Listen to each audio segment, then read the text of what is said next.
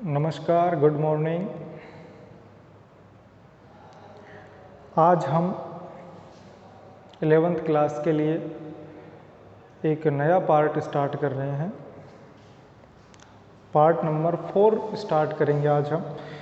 Part number 1st, 2nd, 3rd में हमने binomial theorem के बारे में पढ़ा था और बाइनोमियल जो थ्योरम है उसके मैंने कुछ क्वेश्चन भी कराए थे और हमारी एक्सरसाइज चल रही है 8.1, यानी जो एनसीईआरटी की बुक है उसमें 8.1 जो एक्सरसाइज है वो हमारी चल रही थी भाई। उसके कुछ क्वेश्चन तो मैंने करा दिए हैं, कुछ क्वेश्चन रह रहे हैं, वो हम आज डिस्कस करने वाले हैं भाई। तो समझना मेरी बात को। देखो, 101 की पावर 4 है, ये हमारा कोई क्वेश्चन है। ये कह रहा है कि बाइनोमियल यानी द्विपद प्रमेय का प्रयोग करके हमें इसका मान निकालना है। 101 की पावर 4 हमें द्विपद प्रमेय का प्रयोग करना है और फिर इसका मान निकाल के बताना है कि कितना आएगा भाई। तो चेक करते हैं भाई। अच्छा, एक बार मैं फिर से बता देता हूँ कि जो हमारी द्विपद प्रमेय थी वो आखिर है क्या। अगर आपके पास a प्लस बी उसकी पावर n आ जाए, क्या आ जाए, उसकी पावर n आ जाए, तो इसका फॉर्मूला होता है कि सर NC0 a की पावर 0 b की पावर n। यहाँ 0 है तो a की पावर यही रख लो आप। तो फिर उसके बाद NC1 a की पावर 1 b की पावर n-1, यानी a की एक पावर कम हो जाएगी तो एक पावर बढ़ जाएगी भाई। अगर a की पावर बढ़ेगी तो b की एक पावर कम हो जाएगी भाई। फिर क्या आ जाएगा सर, फिर आ जाएगा NC2 a की पावर 2 तो b की पावर n-2। और सर ये चलता जाता है भाई। ये कहाँ तक चलता है सर? ये चलता है, इधर ही लिख देता हूँ, ये चलता है NCn सर a की पावर n और b की पावर 0। ठीक है, ये हमने फॉर्मूला पढ़ा था। ये हमारी है द्विपद प्रमेय यानी बाइनोमियल थ्योरम। इस प्रमेय की सहायता से हमें इसका मान निकालना है। देखो, 101 की पावर 4 का मतलब है कि 101 को 4 टाइम मल्टीप्लाई कर दो भाई, तो हमारा आंसर आ जाएगा। लेकिन इसने ऐसा नहीं कहा, इसने ये कहा है कि बाइनोमियल जो थ्योरम आप पढ़ रहे हो इसको यूज करके हमें इसकी वैल्यू फाइंड करनी है भाई। तो देखते हैं। अच्छा, बाइनोमियल थ्योरम लगाने के लिए आपके पास a और b दो पार्ट होने चाहिए भाई। a प्लस बी की पावर n, यानी a होना चाहिए, b होना चाहिए। तो यहाँ पे तो a b तो है ही नहीं। तो मेरे को एक बात बताओ कि जो 101 की पावर 4 है, क्या मैं इसको 100 प्लस 1 लिख सकता हूँ? 100 प्लस 1 इसकी पावर 4 आ जाएगी भाई। बताओ, हम लिख सकते हैं कि नहीं लिख सकते हैं भाई? बिल्कुल लिख सकते हैं भाई। 100 प्लस 1 और इसकी पावर 4 ये हम लिख सकते हैं भाई। ठीक है। अच्छा, 100 प्लस 1 करोगे तो 101 आएगा और इसकी पावर 4 है, ये हमारे पास आ गया भाई। तो अब हमें देखो करना क्या है, इसके अंदर फॉर्मूला लगाना है ये। तो आपको सिर्फ इतना समझना है कि a की जगह मैं इस फॉर्मूले में क्या लिखूं, b की जगह इस फॉर्मूले में क्या लिखूं और n की जगह इस फॉर्मूले के अंदर क्या लिखूं भाई। तो देखो भाई, क्या लिखना है सर? a की जगह तो 100 लिख दो भाई। सर b की जगह आप 1 लिख दो। सर n की जगह आप 4 लिख दो। लो भाई, सर लिख देंगे।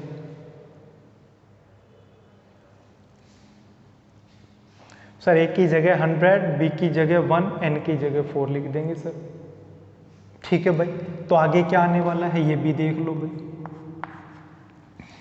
इस फॉर्मूले के अंदर हमें वैल्यू रखनी है। देखो, 100 प्लस 1 इसकी पावर में 4, यानी 100 प्लस 1 इसकी पावर 4 इज इक्वल टू क्या आ जाएगा? देखो, NC0, इस फॉर्मूले के अंदर n की जगह 4 लिखना है भाई। तो क्या आ जाएगा सर? 4C0 a की पावर 0, a मतलब 100, सर 100 की पावर 0। b की जगह क्या लिखना है? 1, 1 की पावर सर n का मतलब है 4, और मैं पहले भी बता चुका हूँ इन दोनों का ऐड यानी योगफल इसके इक्वल होना चाहिए भाई। ठीक है, आगे चलो, फिर प्लस NC1। देखो NC1 या 4C0 था, तो यहाँ NC1 की जगह n की वैल्यू तो है हमारे पास, n की वैल्यू क्या है सर 4 है, तो क्या आ जाएगा 4C1 100। ये लो भाई 100 की पावर 0, पावर इसकी पावर बढ़ानी है, इसकी पावर कम करनी है, तो इसकी एक पावर बढ़ जाएगी भाई 1, तो 1 की पावर कितनी आ जाएगी सर 1 की पावर 1 कम लिख दो सर 3 लिख दो। इस 1 की पावर तो हमें बढ़ानी है और इस b की पावर हमें कम करनी है। हर स्टेप में इसकी एक पावर बढ़ जाएगी, इसकी एक पावर कम हो जाएगी भाई। आगे चलो सर, लो भाई, फिर प्लस 4C1, अब क्या आ जाएगा सर, अब आ जाएगा 4C2। क्या आ जाएगा 4C2। तो जो 100 आपने लिखा है इसकी भी एक पावर बढ़ जाएगी, यहाँ पावर 1 थी तो अब पावर बढ़ गई, पावर 2 हो गई भाई। इसकी पावर 1 कम करोगे तो 1 की पावर 3 थी तो 1 पावर कम हो जाएगी तो 2 हो जाएगी। फिर प्लस 4C यहाँ पे लिख दिया 3, फिर है 100 की पावर, देखो यहाँ पावर 2 थी, एक पावर और बढ़ाओगे तो अब पावर हो गई सर 3, और 1 की पावर सर 1 कम कर दोगे तो इसका मतलब जो आगे 0 से हमें +1 हर स्टेप में एक पावर बढ़ानी है, और जो b की पावर मैक्सिमम है उसमें से एक पावर कम करते रहना। फिर प्लस, फिर आ जाएगा सर 4C4 100, सर 100 की पावर तो आ जाएगी 4, और सर 1 की पावर आ जाएगी 0। ठीक है, चलो आगे देख लेते हैं सर क्या आएगा। अच्छा, बार बार मैं बता चुका हूं कि 4C0 NCR n factorial upon n minus r factorial into r factorial के फॉर्मूले से इसकी वैल्यू 1 आती है। प्रत्येक में याद रखना, यदि यहाँ 0 आता है तो उसकी वैल्यू हमेशा 1 होगी। क्या होगी 1, तो इसकी वैल्यू हो गई 1 लिखने की आवश्यकता नहीं। किसी की पावर 0, किसी की पावर 0 का मतलब सर उसकी वैल्यू भी 1 हो गई, एक कंडीशन को छोड़कर। किसको, जब 0 की पावर में 0 आ जाए तब वो उसको हम डिफाइन नहीं कर सकते, वो अपरिभाषित होता है भाई। तो सर इसकी वैल्यू 1 हो गई, सर इसकी वैल्यू 1 हो गई, तो सर 1 की पावर 4 बच गया, और 1 की पावर 4 का मतलब 1 की पावर 4 का मतलब 1, क्योंकि 1 की पावर कितनी भी हो उसकी वैल्यू 1 आने वाली है भाई। ठीक है सर, ये हो गया।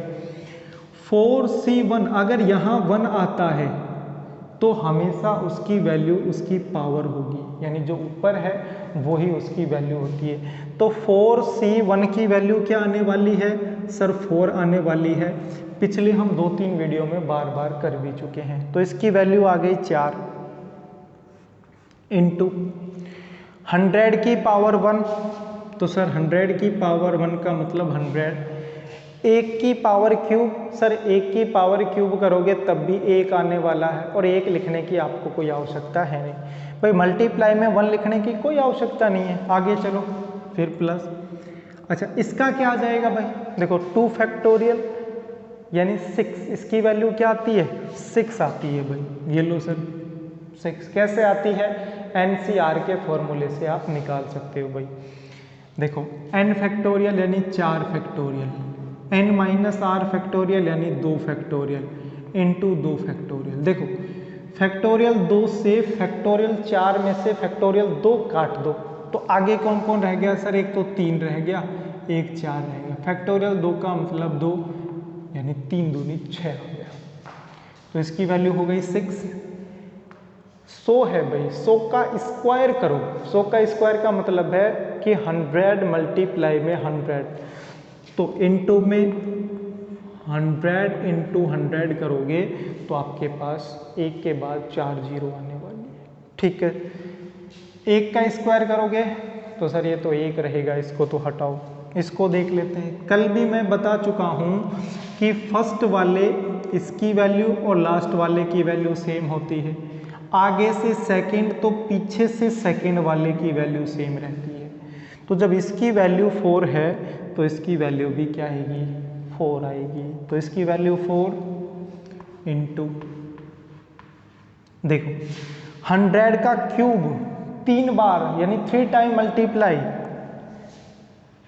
उसके बाद ये लो भाई 1 की पावर 1 वो लिखने की आवश्यकता नहीं। देखो इसकी वैल्यू 1, इसकी पावर 4 है, इसका मतलब है कि 1 2 3 4 लो भाई 4 का मतलब है डबल पावर, वो जीरो कितनी हो गई, डबल हो जाएंगे। 1 की पावर 0 का मतलब 1 लिखने की आवश्यकता है नहीं। 100 की पावर 4 का मतलब है कि 100 को 4 टाइम मल्टीप्लाई करना, तो आपके पास 8 जीरो आ जाएंगी भाई। चलो सर ये आ गया। अब इन सबको ऐड करना है और जो ऐड कर देंगे वही हमारा आंसर होगा। तो देखो 1 यहां से आ गया 400, यहां देखो 6 60,000, यहाँ पे फिर आ जाएगा हमारे पास 4 2 4 6 जीरो हैं भाई, 1 2 3 4 5 6, फिर प्लस, उसके बाद 1 और 1 के बाद कितनी जीरो हैं भाई, 8 जीरो हैं भाई, 1 2 3 4 5 6 7 8। इन सबको ऐड करना है। अब सर जोड़ना तो हमें आता ही है, अरे नहीं आता है तो सीख लो मेरे भाई, प्लस माइनस नहीं आता। सर मेरे को तो नहीं आता, जोड़ना सीख लो भाई। या तो एक लाइन में लिख लो इकाई का अंक इकाई के अंक के नीचे, दहाई का अंक दहाई के अंक के नीचे, या फिर पीछे से जोड़ना स्टार्ट कर दो। देखो यहाँ से ये जीरो, देखो टिक मारते चलेंगे, पीछे पीछे के जोड़ दो पहले, पीछे के इकाई के अंक होते हैं भाई, 0 सर 0 सर 0 सर 0, यहाँ से इन सबको जोड़ो जिस पे मैंने टिक मारा है, तो 1 बाकी सारे 0 हैं, तो सर 1 आ गया। यहाँ से स्टार्ट करो, देखो 1 आगे लिखना है, आगे इससे नेक्स्ट 0 0 0 0, आगे इसके है ही नहीं, सर 0 आ गया। 2 भाई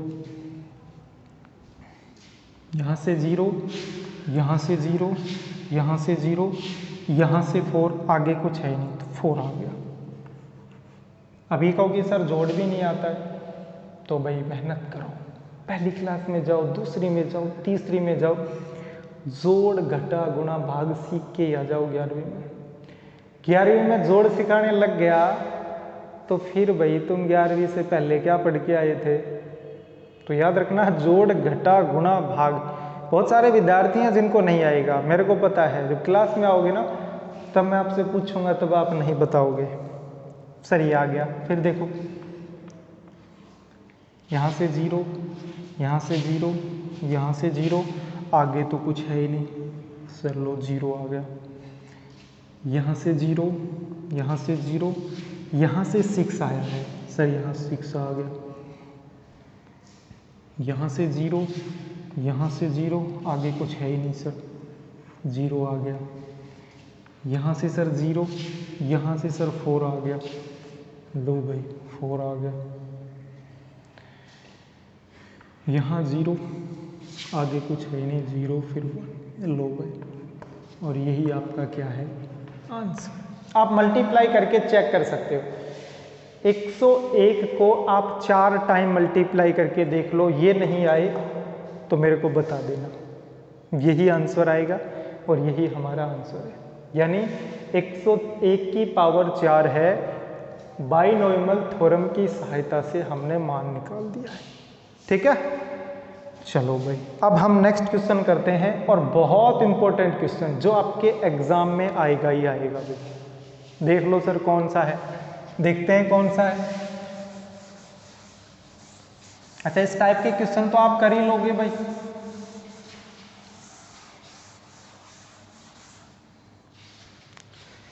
देखो भाई, नेक्स्ट क्वेश्चन देख लेते हैं क्या है।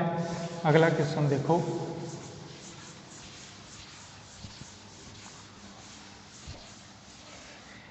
अच्छा एक बात और बता दो कि मान लीजिए आपके पास 96 की पावर 5 आ गया, तो कैसे करोगे? सर बिल्कुल सिंपल सा है, या तो हम 90 + 6 लिख दें, 90 में थोड़ी आपको दिक्कत आने वाली है, तो आप क्यों ना इसको ऐसे लिख दो ना, 100 माइनस में 4 इसकी पावर 5। ए की वैल्यू हो जाएगी 100 और बी की वैल्यू हो जाएगी -4। अगर आपके पास मान लीजिए 99 है, 99 की पावर 4, तो क्या करोगे? सर बिल्कुल सिंपल है कि इसको हम 100 माइनस 1 लिख देंगे, और ए हो जाएगा 100, बी हो जाएगा 1 नहीं -1, चिन्ह को साथ रखना। सर बी की वैल्यू -1 हो जाएगी, फॉर्मूले में रखेंगे आंसर। सर इस टाइप के तो क्वेश्चन हम कर लेंगे, आप कर भी लोगे भाई। चलो अब इम्पोर्टेंट क्वेश्चन कौन सा है वो मैं आपको समझा रहा हूँ, समझना भाई। अगला क्वेश्चन ये कह रहा है कि यूजिंग बाइनोमियल थ्योरम, यानी हमें बाइनोमियल थ्योरम को यूज करना है। क्वेश्चन में लिख रखा है using binomial theorem indicate which number in longer 1.1 की पावर। देखो एक क्वेश्चन दिया गया है 1 फिर 0.1 और इसकी पावर में कुछ दिया गया है, चौक ले लेता हूं मैं, इसकी पावर में है 10,000। ठीक है सर, और यानी एक और है भाई, और एक है आपके पास 1000। अब हमें क्वेश्चन क्या कहा गया? ये कहा गया है कि आपको बाइनोमियल थ्योरम यूज करके ये बताना है कि इन दोनों में से लॉन्गर कौन सी है, यानी इनके अंदर से बड़ी कौन सी है, बड़ा नंबर कौन सा है, छोटा नंबर। अब देखो शक्ल से कौन सा लग रहा है? सर ये तो है, ये थोड़ा छोटा लग रहा है क्योंकि पावर में है, और एक की पावर तो कितनी भी हो सर उसकी वैल्यू तो 1 ही आती है, तो सर ये थोड़ा कम लग रहा है। लेकिन मैं आपको बता दूं कि ये बड़ी संख्या है, ये छोटी संख्या है। क्यों है, कारण क्या है? सर करके बताओ। अभी करके दिखाता हूं मैं आपको कौन सी बड़ी संख्या है। ये बड़ी संख्या है, आप चेक कर लेना खुद। देखो कैसे, हमें इन दोनों में से ये बताना है कि बड़ी संख्या कौन सी है, यानी लॉन्गर बताना है। लॉन्गर का मतलब इन दोनों में से बड़ी संख्या कौन सी है, ये आपको बताना है। सर ठीक है बता देंगे। और यूज किसका करना है? बाइनोमियल थ्योरम का यूज करना है। अब बाइनोमियल थ्योरम में ए होना चाहिए, बी होना चाहिए, और उसकी पावर में एन भी होना चाहिए। एन का मतलब कोई भी अचर भी होना चाहिए। सर इसमें तो ऐसा कुछ है ही नहीं, क्योंकि इसमें तो पावर ही नहीं है। इसमें जरूर पावर है, तो इसको हम बाइनोमियल थ्योरम से यूज करेंगे। चलो 1.1 इसकी पावर है 10,000, 10,000। सर इसको ए बी रूप में लिखो, ए रूप में लिखो तो 1 और प्लस 0.1 लो भाई, 0.1 इसकी पावर हो गई 10,000। बताओ ए और बी रूप में लिखा कि नहीं लिखा? 1.1 को 1 + 0.1, जब इन दोनों को जोड़ोगे 1.1 को, तो 1.1 ही तो आएगा मेरे भाई।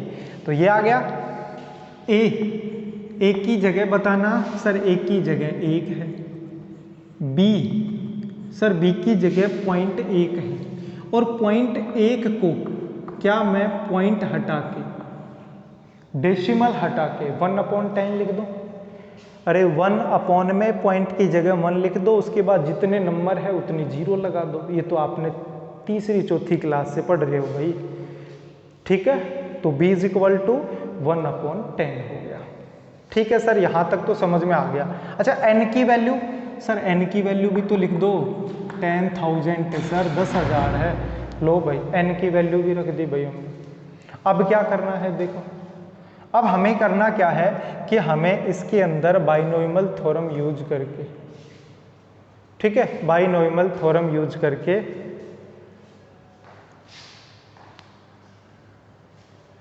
बाइनोमियल थ्योरम यूज करके और उसके बाद हम करेंगे भाई, ठीक है। चलो बाइनोमियल थ्योरम यूज करते हैं। ओके सर, भाई भाई भाई भाई देखो 10 मिनट सर, लास्ट 10 मिनट और देखो 1.1 और इसकी पावर में सर 10,000 है। बाइनोमियल थ्योरम यूज करो सर, करते हैं। NC0, n की जगह 10,000 लिखूंगा भाई, लो सर 10,000 C0। ए यानी एक की पावर क्या लिखूं सर, एक की पावर 0 लिखो आप तो, लो भाई मरवा दिए तुमने तो, एक की पावर 0। उसके बाद क्या करें, उसके बाद सर 0.1 की पावर, जो 0.1 है इसकी पावर 10,000। ठीक है सर, आपने लिख दिया, बहुत अच्छी बात है। आगे चलो, आगे भी चलता हूँ। अच्छा ऐसा करो ना, इसके अंदर देखो मैं आपको बहुत अच्छा सिंपल सा, इस क्वेश्चन को पूरा बड़ा करने की आवश्यकता नहीं पड़ेगी। सर क्यों नहीं पड़ेगी, वो भी मैं बता दूंगा। सिर्फ आपको थोड़ा सा अंतर करना पड़ेगा। अगर इस तरीके से लिखोगे तो क्वेश्चन में जो प्रसार है वो पूरा करना पड़ेगा भी, लेकिन अगर इसमें थोड़ा सा बदलाव कर दें तो ये समझो कि क्वेश्चन छोटा हो गया। सर कैसे, मेरे को एक बात बता दो, यहाँ 1 + 0.1 आपने लिखा है। हाँ सर बिल्कुल लिखा है, कोई दिक्कत नहीं, मैं भी नहीं मान रहा कि भाई आपने नहीं लिखा, आपने लिखा है। अब मेरे को एक बात बता दो, अगर मैं 0.1, मेरी बात समझना भाई, अगर मैं इसको 0.1 + 1 लिख दूं तो सर यहाँ 0.1 लिख दो, यानी ये तो b की वैल्यू हो जाएगी, ये 1 की वैल्यू हो जाएगी। मेरी बात समझना क्यों लिखा है मैंने। नहीं लिखोगे कोई फर्क नहीं पड़ेगा मेरे भाई, क्वेश्चन थोड़ा बड़ा हो जाएगा। फर्क क्या पड़ा कि सर यहाँ तो 1000 की पावर 10,000 आ जाएगी और 0.1 की पावर 0 आ जाएगी, ठीक है। उसके बाद देखो भाई, उसके बाद फिर प्लस की बात करें तो फिर आ जाएगा सर 10,000 C1। अरे इसको A इसको B मान सकते हैं ना, उल्टा सुल्टा। मैंने कहा ना यहाँ 1 की पावर n, b की पावर 0, उल्टा सुल्टा लिख सकते हैं, कोई फर्क नहीं पड़ेगा क्योंकि फर्स्ट का और लास्ट का सेम होता है भाई। अच्छा ये हो गया 10,000 C1। अच्छा उसके बाद क्या आएगा, उसके बाद 0.1 सर 0.1 है, इसकी पावर 1 हो जाएगी और सर 1 की पावर 1 कम हो जाएगी भाई। अब इसमें से 10,000 में से 1 कम करोगे तो क्या आएगी सर 9,999। अब मैं आपको ज़्यादा नहीं कहता, आपको ज़्यादा करना ही नहीं पड़ेगा। क्यों, प्लस लिखो अन्य पद, प्लस अन्य पद का मतलब क्या हुआ, अन्य पद का मतलब ये हुआ कि सर ये चलता जाएगा, कहाँ तक चलेगा सर, ये चलेगा 10,000 C 10,000 तक। मेरे को बताना पदों की संख्या कितनी आएगी, 10,001 पदों की संख्या आएगी। क्या हम सारे 10,001 पद लिख देंगे क्या, सर नहीं लिख सकते हैं हम तो इतने। तो सर क्या करें, बस ये लिख दिया, दूसरा पार्ट लिख दिया, फिर प्लस में अन्य पद। अन्य पद का मतलब ये ऐसे चलता रहेगा, लास्ट तक चले, हमें कोई मतलब नहीं है। मैं यहीं से बता दूंगा आपको कि इन दोनों में से बड़ी संख्या कौन सी है। यही तो पूछा था कि बड़ी संख्या कौन सी है। चलो यहाँ 0 आ गया और यहाँ 0 का मतलब सर इसका मान 1 हो गया। 0.1 इसकी पावर 0, सर इसका मतलब भी 1 हो गया। और 1 की पावर 10,000, भाई 1 की पावर कुछ भी हो उसका मान तो 1 ही तो आने वाला है, तो इसका मान आ गया 1। फिर प्लस इसका मान 1, इसका मान 1, इसका मान 1 आ गया। 10,000C1, देखो यहाँ 1 आ गया, जब 4C1 यानी 4C1 था तो 4 आया था कि नहीं आया, 5C1 था तो 5 आया था कि नहीं आया। 10,000C1 है तो बताओ 10,000 आएगा कि नहीं आएगा, आप मान निकाल लेना, 10,000 आएगा। इसका मान कितना आ गया, 10,000। 0.1 की पावर 1, 0.1 की पावर 1 का मतलब है 1/10 की पावर 1। अरे 0.1 का मतलब 1/10 लिख सकता हूँ कि नहीं लिख सकता, बिल्कुल लिख सकते हो सर, लिख दिया। 1 की पावर 9,999, 1 की पावर तो सर कुछ भी हो उसका मान तो 1 ही तो आएगा, 1 लिखने की आवश्यकता नहीं।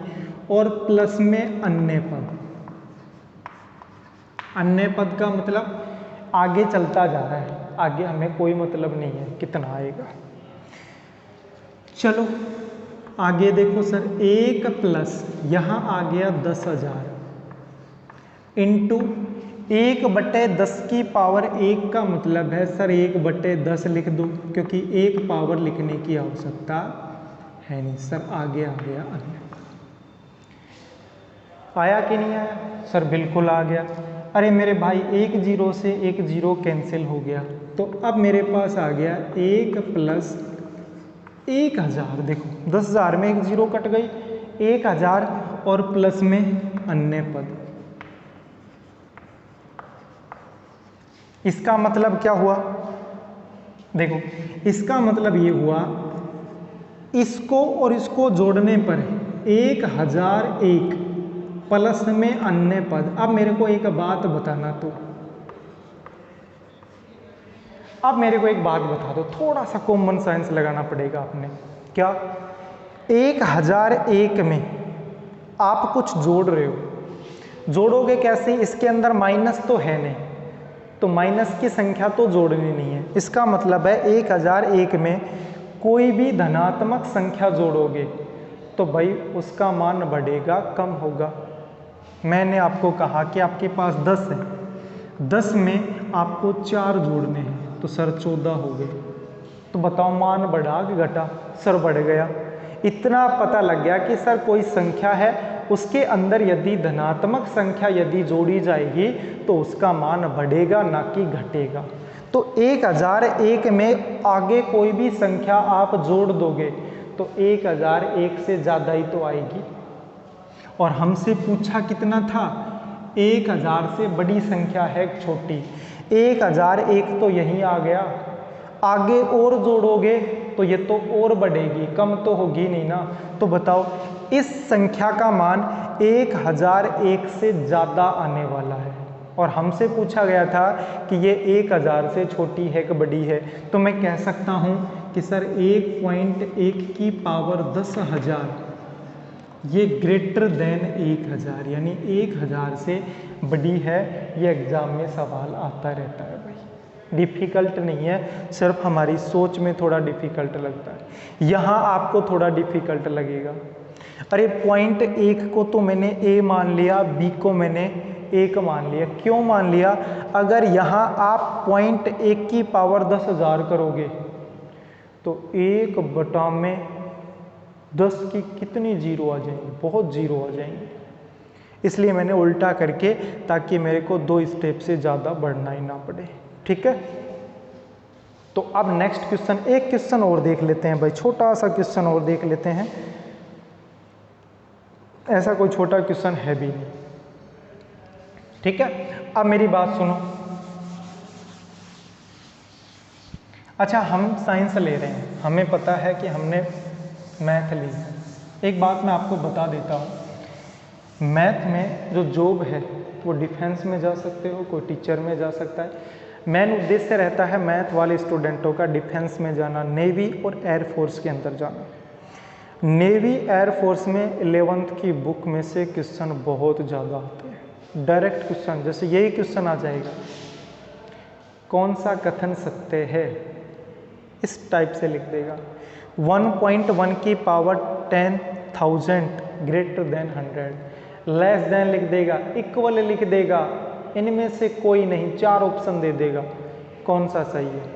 वहाँ आपको डायरेक्ट पता करना पड़ेगा कौन सा सही है। चलो अब देखो, एक बात मैं बता देता हूँ कि जो मैथ आप ले रहे हो, जो आपने मैथ्स लिया है, क्यों लिया है, क्या बेनिफिट है। एक मैं आपको बता दूं कि आपको आर्मी के अंदर जाओगे तो इसमें टेक्निकल ब्रांच अलग से होती है, बिल्कुल टेक्निकल मिलेगी अलग से, उसमें ज़्यादा स्टूडेंट भी नहीं होते, नॉर्मल स्टूडेंट वहाँ पे आप जा सकते हो।